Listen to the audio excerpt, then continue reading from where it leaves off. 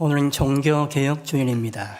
종교개혁이라는 것은 성경과 말씀으로부터 벗어나고 하나님으로부터 벗어나 바른 신앙이 아닌 부패해버리고만 교회와 신앙을 개혁하고자 했던 운동이었습니다.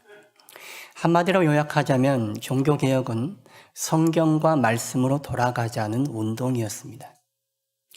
현재 교회와 교인들의 모습은 어떻습니까? 현재 교회와 교인들의 모습에서 많은 문제가 발견되는 이유가 무엇일까요? 우리가 성경에서 하나님의 말씀에서 벗어났기 때문 아니겠습니까? 개혁된 교회는 계속해서 개혁되어야 합니다. 사람 안에 부패한 속성이 있습니다. 죄의 본성이 있어요. 그래서 처음에는 순수하고 열정적인 신앙이었다 할지라도 시간이 지나면서 무기력해지고 매너리즘에 빠집니다. 형식주의와 적당주의에 안주하게 됩니다. 그렇기 때문에 변질되는 거예요.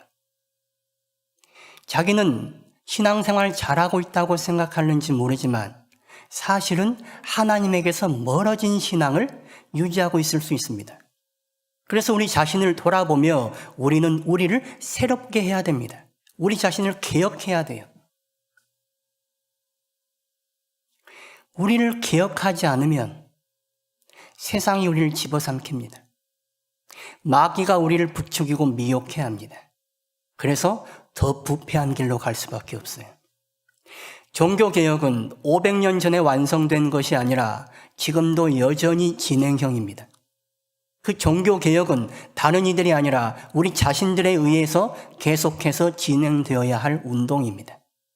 성경으로 돌아가고 말씀으로 돌아가고 다시 하나님께로 돌아가려는 마음을 가지고 우리 자신을 개혁시켜 나아가야 하는 것입니다. 오늘 본문을 보시면 개혁되지 못한 신앙인들의 모습이 나오고 있습니다. 그리고 부패하고 변질된 이 신앙을 어떻게 하면 개혁시킬 수 있을지에 대해서 말씀하고 있습니다. 예수님께서 사람들에게 말씀하시죠. 진리를 알지니 진리가 너희를 자유롭게 하리라. 이 말씀을 듣고 유대인들이 답합니다. 우리는 아브라함의 자손이라 누구의 종이 된 적이 없는데 뭔 소리 하는 것이냐? 우리가 뭘 자유케 된다는 것이냐? 거기에 대해 예수님께서 34절에서 36절까지 이렇게 답하십니다. 죄를 짓는 자마다 죄의 종이다. 사람은 누구나 죄를 지으니 다 죄의 종으로 살아가는 것이죠. 그러니 우리가 다 죄의 종로로 타고 있다는 거예요. 그런데 예수님이 죄의 종로로 타고 죄로 말미암는 사망의 종로로 타고 있는 사람들을 자유케 하신다는 거예요. 그래서 예수님을 믿으면 되는 것인데, 예수님의 말씀을 받아들이면 되는 것인데 유대인들은 그렇게 하지 않았습니다. 유대인들은 여전히 예수님을 거부하고 외면하고 심지어는 핍박하고 죽이기까지 했습니다. 왜일까요?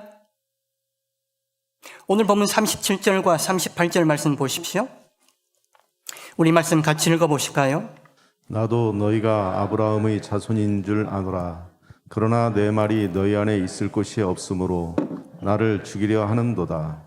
나는 내 아버지에게서 본 것을 말하고 너희는 너희 아비에게서 들은 것을 행하느니라. 37절 하반절에 보시면 내 말이 너희 안에 있을 곳이 없으므로 너희가 나를 죽이려 한다 말씀하십니다. 예수님의 말씀을 그 안에 받아들이지 않으니 예수님을 거부하고 죽이기까지 하려고 하는 것입니다. 여전히 죄와 사망의 종로로 타고 살아가겠다는 거예요. 자기들이 죄와 사망의 종로로 타고 있는 것도 모른 채 여전히 그대로 살아가겠다라고 얘기하는 것입니다. 유대인들이 아브라함의 후손이라는 것은 누구나 아는 사실입니다. 그런데 예수님은 그들이 아브라함의 후손이 아니라고 지적하고 계십니다. 혈통적으로는 아브라함의 후손일는지 모르지만 실제적이고 영적으로 봐서 너희는 아브라함의 후손이 아니라는 거예요. 38절 보십시오. 나는 내 아버지에게서 본 것을 말하는 것이고 너희는 너희 아비에게서 들은 것을 행하느니라. 아들은 아버지가 하는 것을 보고 그대로 하는 법인데 너희는 아브라함이 너희 아비라고 말하면서 왜 아브라함이 하는 대로 하지 않는 것이냐라고 지적하는 것이죠. 그러면서 너희는 아브라함의 자손이 아니기 때문에 그런다는 거예요. 그러면 그들은 누구의 자식이냐? 44절 보세요. 상반절에 이렇게 나와 있습니다. 너희는 너희 아비 마귀에게서 났으니 너희 아비의 욕심대로 너희도 행하고자 하느니라. 유대인들은 자신들이 아브라함의 후손이라고 자부심을 가지고 살아갔습니다. 그런데 예수님은 말씀하십니다. 너희는 아브라함의 자손이 아니라 마귀의 자식이라는 거예요. 아브라함의 자손이면 아브라함처럼 믿을 텐데 아브라함처럼 하지 않는 거예요. 마귀처럼 하고 있습니다. 그 아비 마귀에서 본 그대로 따라하고 있는 거예요. 그래서 예수님을 거부하고 핍박하고 죽이고자 하는 것입니다. 이 말을 듣고 유대인들이 강하게 반발하죠. 아니다. 우리는 아브라함의 자손이다. 예수님께서 다시 답하십니다. 39절과 40절 말씀. 이 말씀도 같이 읽어보겠습니다.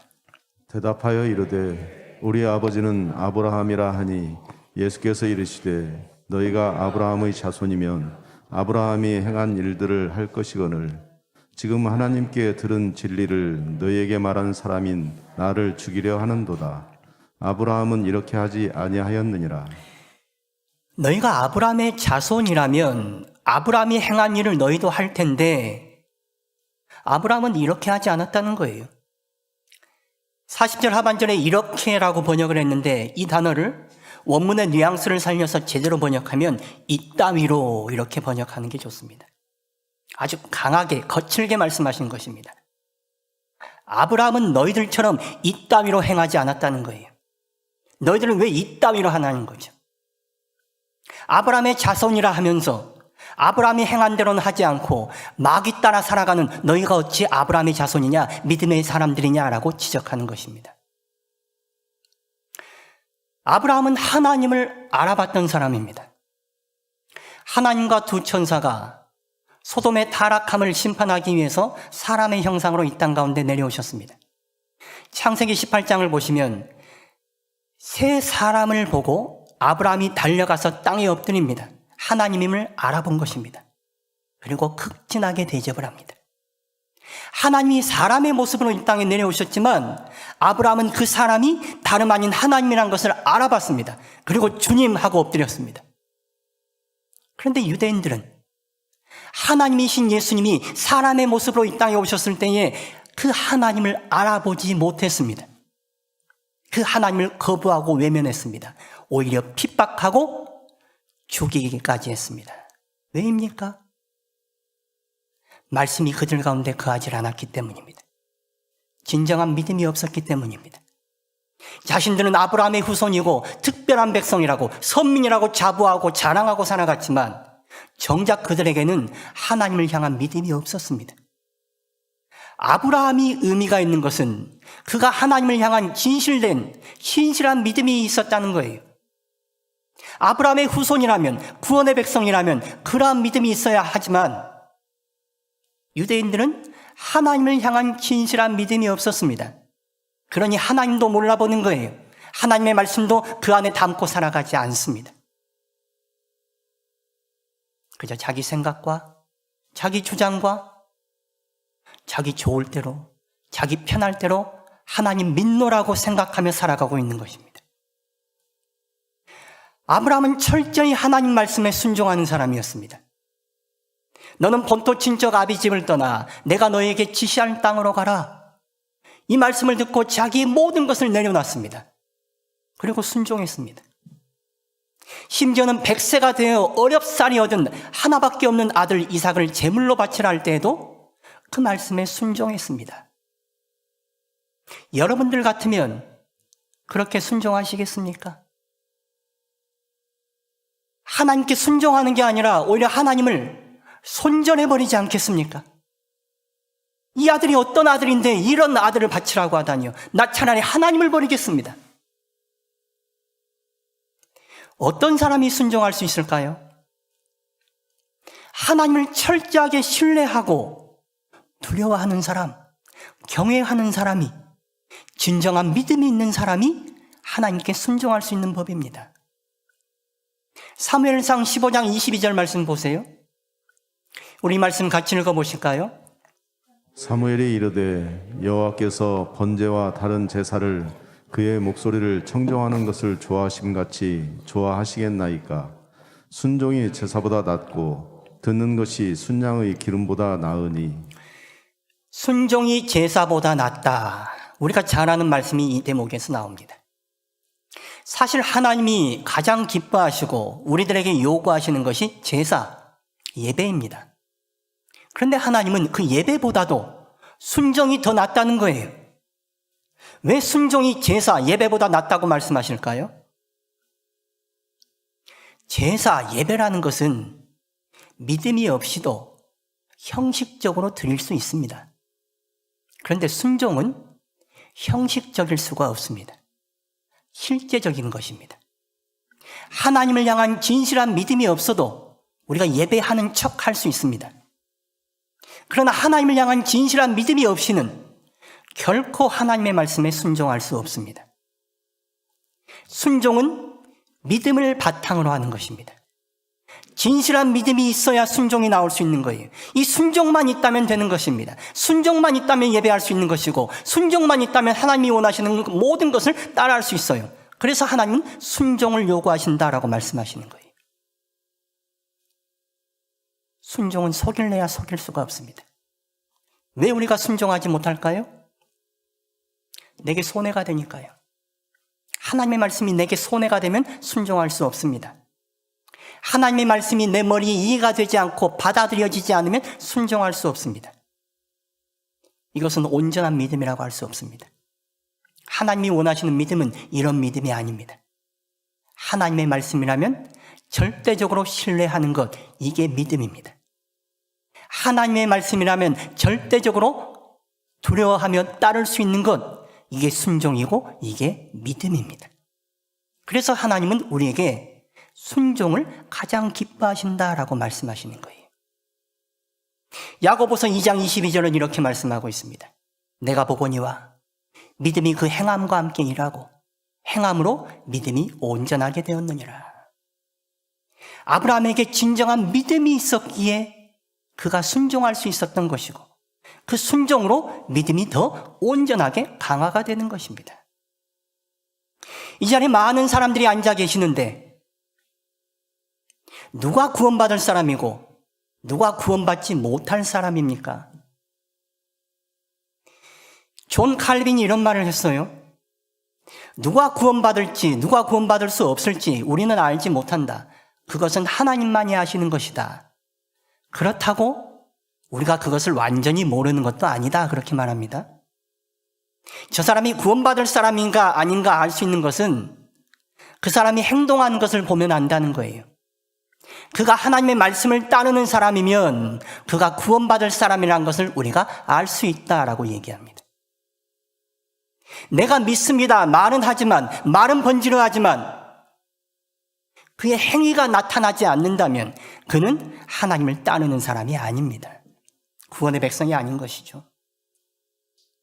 하나님을 진정으로 그 속에서 진실으로 믿는 사람은 하나님의 말씀을 따를 수밖에 없습니다. 그래서 믿음은 행위, 순종을 수반할 수밖에 없는 거예요. 우리의 행위와 믿음을 우리 좋을 대로, 우리 편한 대로 내버려 두지 않고 하나님 중심적으로 변화시키는 것이 뭐냐? 그것이 바로 말씀입니다.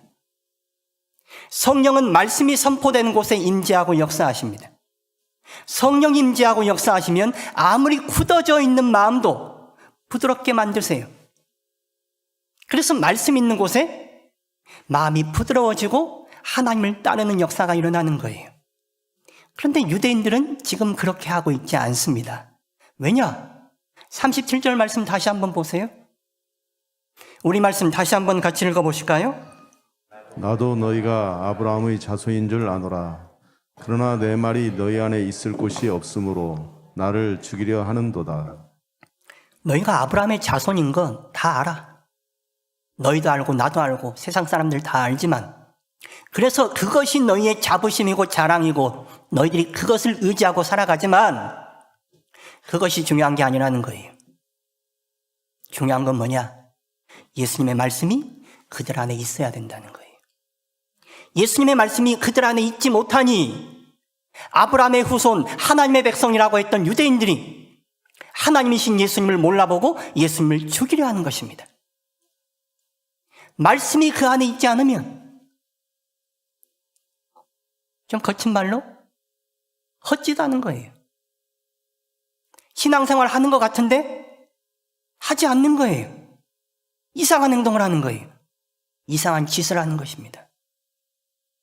우리가 다 예수 믿는 사람들입니다. 그런데 우리 안에 죄의 속성이 있다니까요. 부패한 마음이 있어요. 우리를 믿지 마세요. 우리를 자신하지 마세요. 우리는 언제라도 변질되고 부패할 수 있는 사람들입니다. 세상이 그렇게 우리를 만들어가요. 마귀가 우리를 부추기고 미혹시켜요. 어떻게든 하나님과 멀어지는 방향으로. 그렇지 않게 방부제처럼 우리를 막아주는 게 뭐냐? 그게 바로 말씀이라는 거예요. 그래서 말씀이 우리 안에 있지 않으면 우리는 변질되고 부패되기 때문에 우리는 어떻게든 말씀을 우리 안에 담고 살아가야 되는 거예요. 지난 시간 살펴보신 것처럼 예수님께서 31절과 32절에서 말씀하시죠. 예수님의 말씀이 우리 안에 거하면 우리가 참된 제자가 되고 그러면 진리를 알게 되어 참된 자유를 누리게 될 것이다 라고 말씀하십니다.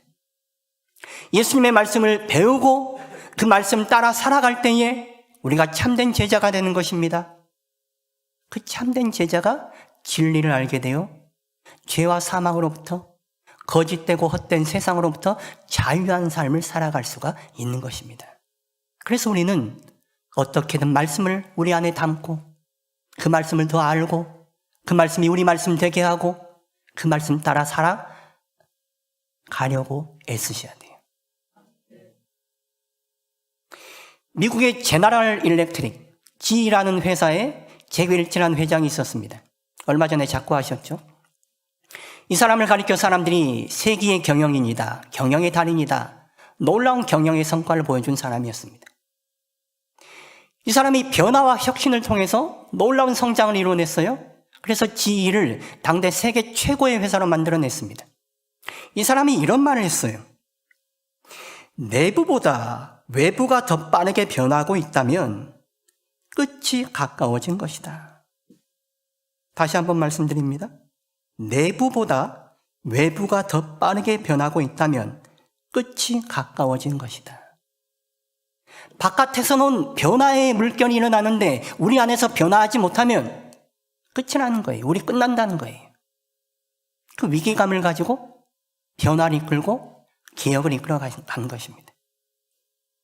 지금 우리 신앙과 우리 교회를 둘러싼 세상의 변화가 어떻습니까? 가파르게 진행되고 있습니다. 교회와 우리 신앙에, 특히 다음 세대에 결코 좋지 않은, 오히려 부정적이기 그지없는 변화의 물결이 일고 있습니다. 이런 외부적인 변화 속에서 우리가 안에서 변화하지 않는다면 우리는 세상에 집어삼켜질 수밖에 없습니다. 마귀가 우리를 가만 놔두지 않을 것입니다.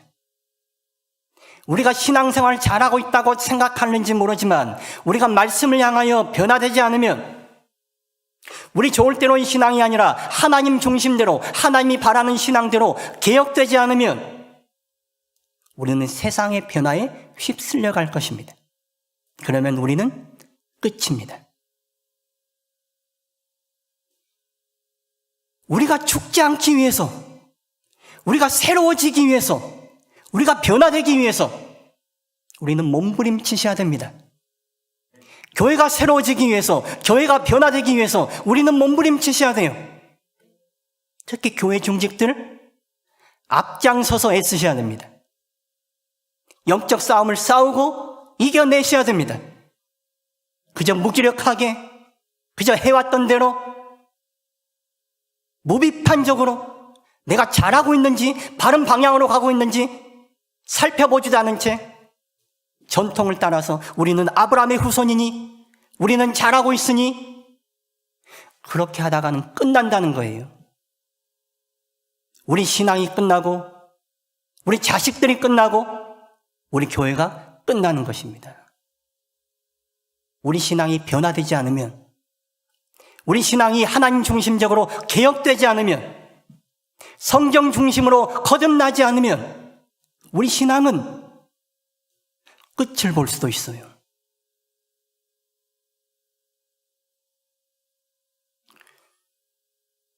예수님의 말씀을 보니 우리가 잘못하고 있다는 것을 알 수 있습니다. 유대인들 보세요.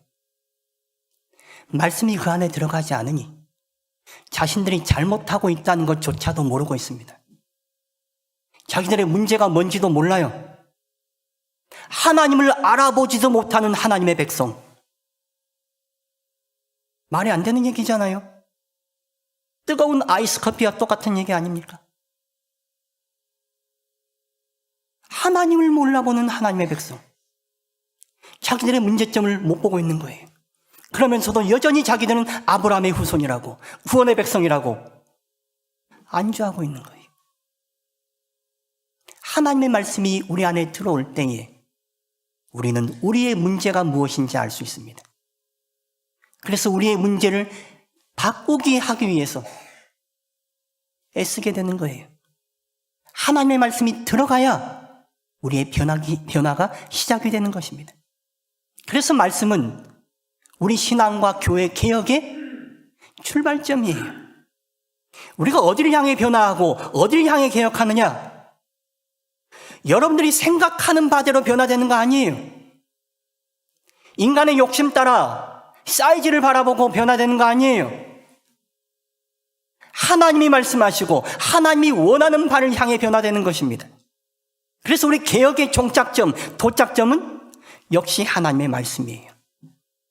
말씀이 우리 안에 들어올 때에 그 말씀이 우리를 변화시켜 갑니다. 그 말씀이 우리를 끊임없이 새롭게 만들어 갑니다. 개혁시켜 갑니다. 그리고 하나님이 지시하시는 곳, 하나님이 바라시는 곳으로 우리를 이끌어 가는 것입니다. 그러니 우리는 말씀이 우리 안에 머물게 하기 위해서 애쓰셔야 돼요. 말씀이 우리 안에 들어오도록 하기 위해서 우리의 마음을 새롭게 해야 돼요. 마태복음 5장 3절 말씀 보십시오. 우리 말씀 같이 읽어보실까요? 심령이 가난한 자는 복이 있나니 천국이 그들의 것임이요. 심령이 가난한 자가 복이 있답니다. 우리 심령은 무엇으로 채워져 있습니까? 세상의 것으로 분주하고 세상의 것으로 채우기 위해서 애쓰며 살지 않습니까? 육신의 정욕과 안목의 정욕과 이생의 자랑 따라 분주하지 않습니까? 그러나 그런 것들이 아니라 하나님을 향한 갈망과 하나님을 사모하는 마음으로 가난한 심령으로 설 때에 우리 안에 말씀이 들어오는 거예요. 그렇게 말씀이 들어오면 그 말씀이 우리를 변화시켜 갑니다. 그 말씀이 우리를 새롭게 해요. 그 말씀이 우리를 거듭나게 하는 거예요. 그렇게 거듭날 때에 하나님의 나라가 보이고 하나님의 나라가 우리 안에 임하고 하나님 나라를 살아가게 됩니다. 하나님 나라, 천국을 소유하게 되는 것입니다. 하나님의 말씀이 우리 안에 들어올 수 있도록 우리의 마음을 새롭게 해야 됩니다. 세상에는 부드러우면서 하나님께는 굳어져 있는 마음을 갈아엎어야 됩니다. 묵은 땅을 기경하셔야 돼요. 우리 마음 안에 있는 돌뿌리들, 가시떨기들 쳐내셔야 돼요. 제거하셔야 돼요. 집에 거미줄이 쳐져 있는데 놔두면 그 거미줄이 여기저기 계속해서 확산이 됩니다. 처음 보일 때 초장에 제거하셔야 돼요. 우리 마음에 말씀이 들어오도록 우리 마음을 관리할 때에 말씀이 우리 안에 계속해서 들어오는 거예요. 그러면 그 말씀이 우리를 변화시켜가는 것입니다. 그 말씀이 우리를 거듭나게 만들어가는 거예요. 그래서 말씀이 우리를 새롭게 만들고 말씀이 우리를 하나님 안에 머물게 만들고 주님이 주시는 참된 생명과 자유와 구원 가운데 살게 만들어가는 것입니다. 종교개혁주의를 맞이하면서 성경과 말씀으로부터 멀어져 있는 우리의 신앙, 바른 신앙에서 멀어져 있는 우리의 신앙을 다시금 새롭게 하실 수 있기를 바랍니다. 하나님의 말씀을 우리 안에 담으실 수 있기를 바랍니다. 그 말씀을 담고 그 말씀 따라 살려 할 때에 우리가 참된 제자가 될 것입니다. 그러면 참된 제자가 누릴 수 있는 참된 자유와 생명과 구원과 기쁨 가운데 살아갈 수 있게 될 것입니다. 우리가 신앙생활을 한다고 하지만 우리가 변화되지 않으면, 말씀 따라 개혁되지 않으면 우리 좋을 대로 신앙생활하고 있는 부패한 중세 카톨릭 신앙으로 머물 수밖에 없습니다. 개혁된 교회는, 개혁된 신앙은 계속해서 개혁되어야 합니다. 말씀이 우리를 개혁시켜 갈 것입니다. 그래서 말씀은 우리 신앙의 거듭남과 개혁의 원동력이에요. 말씀이 우리 신앙 개혁의 출발점이자 도착점입니다. 그 말씀을 우리 안에 담으시고 그 말씀 따라 거듭나는 삶을 살아가시길 바랍니다. 말씀을 따라 살아갈 때에 우리가 하나님을 중심으로 해서 바르게 세워지는 바른 신앙으로 거듭날 수 있을 것입니다.